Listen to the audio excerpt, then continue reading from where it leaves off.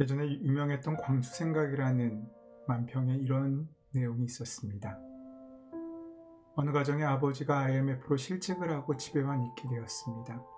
하루 종일 라디오를 들으면서 소일을 했는데 어느 날 라디오를 듣고 있던 아버지가 울고 있더라는 것입니다.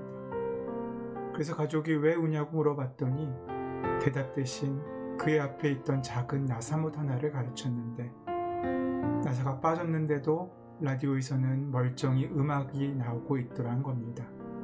그리고 이렇게 말했습니다. 내 인생도 저 나사못과 다를 바 없는 존재였구나. 부속품처럼 사용되다 다른 것으로 대체되는 존재, 그것이 우리의 끝이라면 그 삶은 너무나 허무한 인생일 것입니다. 하지만 하나님께서는 그런 우리를 버려두지 않으시고 우리를 사용하셔서 하나님의 선한 일을 완성하십니다. 랍비인 아브라함 조슈아 헤셀은 히랍인들은 이해하기 위해 배웠다. 히브리인들은 공경하기 위해서 배웠다. 현대인들은 사용하기 위하여 배운다고 말했습니다. 현대인들은 자기를 쓸모있는 존재로 만들어 상품으로 내어놓아야 한다고 생각합니다. 그래서 젊은이들은 스펙 쌓기에 몰두하는 것입니다. 하지만 상품의 결말은 결국 버려지거나 대체되는 것입니다.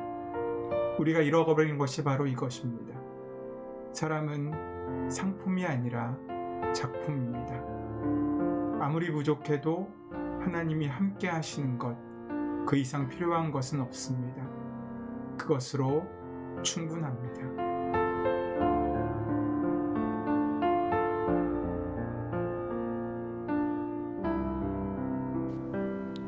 이사야 28장 23절에서 29절 말씀. 너희는 귀를 기울여 내 목소리를 들으라. 자세히 내 말을 들으라.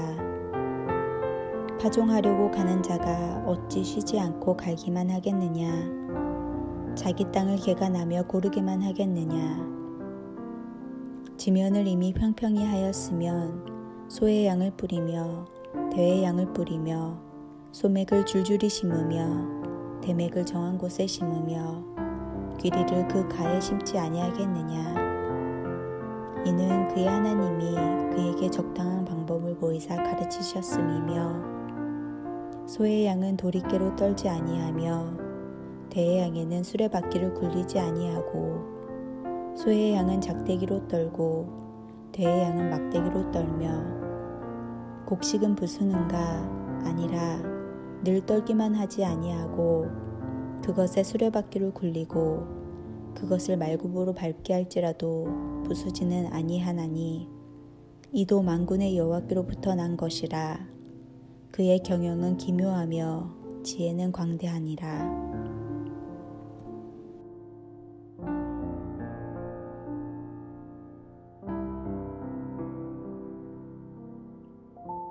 오늘 본문에서 이사야는 지혜로운 농부를 등장시킵니다.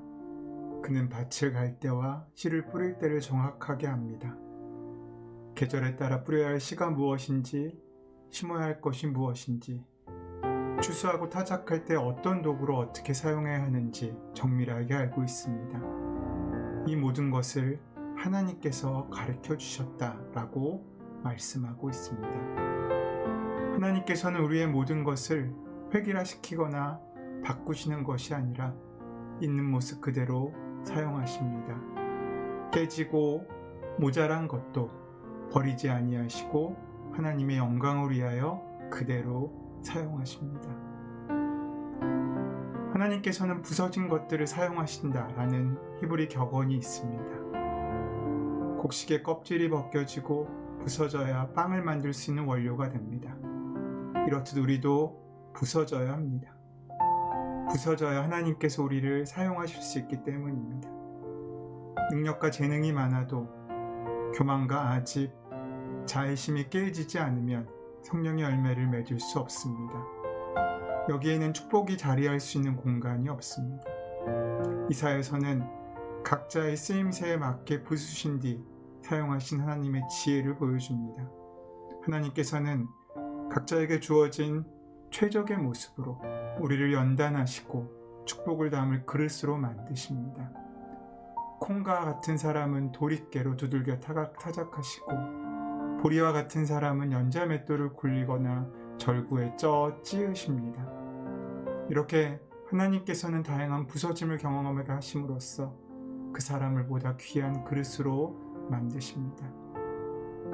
사람이 감당할 시험 밖에는 너에게 당할 것이 없나니 오직 하나님은 미쁘사 너희가 감당치 못할 시험당함을 허락지 아니하시고 시험당할 즈음에 또한 피할 길을 내사 너희로 능히 감당하게 하시느니라. 고린도전서 10장 13절 말씀입니다. 모든 믿음의 선진들은 이렇게 부서짐을 겪은 뒤 하나님의 도구로 쓰였습니다. 야곱이 이스라엘이 되는 과정에서 하나님께서는 그의 환도뼈를 꺾으셨습니다. 그분께서는 가장 중요한 순간 그 사람의 중심 부위를 꺾으십니다. 하나님 없이도 살 수 있다고 생각하는 순간 하나님께서 지니신 영광의 얼굴은 우리에게서 멀어집니다. 믿음이란 하나님의 생각과 지혜를 인정하는 데서 시작됩니다. 내 뜻을 관철시키기 위해 하나님을 동원하는 것이 믿음이 아닙니다. 귀를 기울여 주님의 목소리를 듣는 사람, 주의 깊게 말씀하시는 그 말씀을 듣는 사람의 삶은 아무리 어려워도 절망에 빠지지 않습니다. 삶이 공고할수록 우리 마음을 하나님께 내려놓고 말씀에 귀를 기울여야 합니다. 그것이 우리가 쓸모없어지는 인생이 아니라 모자라고 부족하여도 주님 손에 새롭게 태어나는 인생으로 바꾸는 귀한 믿음의 비밀이 될 것이기 때문입니다. 사랑하는 여러분, 절름발이가 된다고 할지라도 눈의 비늘을 벗기십시오. 그래야 우리 눈에 태양이 보이고 하늘을 향해 살 수 있습니다. 새로운 시간이 열립니다. 하나님 없는 자신은 절름발이만도 못한 사람이라는 걸 인정하면서 하나님과 더불어 절룩거리며 나아가십시오. 그분과 함께 하는 비틀거림은 자신을 온전히 내세우는 당당한 걸음보다 낫습니다. C.S. 루이스는 이렇게 말했습니다. 모든 것을 내게 다오. 내가 원하는 것은 너 자신이다. 나는 너의 그 자아를 주기로 왔다. 이 말을 마음에 새기며 걸어가신 길이야말로 생명의 길입니다. 야곱은 부서짐을 통해 나는 누구이고 하나님께서는 누구신지를 알았습니다. 이스라엘이라는 새로운 자아로 거듭났습니다. 베드로 역시 울퉁불퉁한 바위였던 시몬이었던 베드로가 하나님의 사랑에 의해 깎여 교회의 초석이 되고 귀한 반석이 되는 베드로로 바뀌게 되었습니다. 오늘 하나님께서 우리 삶 가운데 다듬으실 부분이 어디 있습니까? 이것 하나만 기억하십시오. 우리 중에 어느 누구도 하나님께서 버리시는 사람이 없는 상품이 아닌 작품입니다.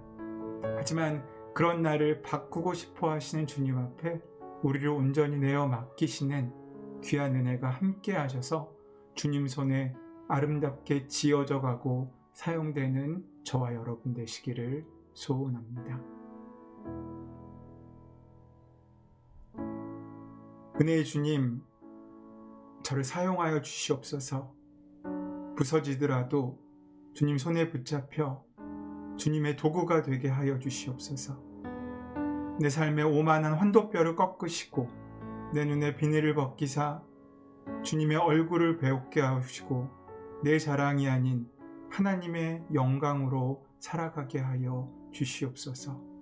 오늘 하루가 그 주님의 손길로 다듬어지는 귀한 하루로 채워질 수 있도록 축복하시고 인도하여 주시옵소서.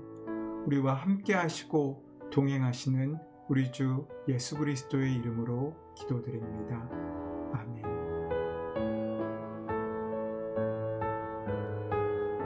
이제 함께 잠시 침묵 가운데 오늘 허락하신 말씀을 기억하고 묵상하며 기도함으로 하루를 시작하는 우리 되기를 소원합니다.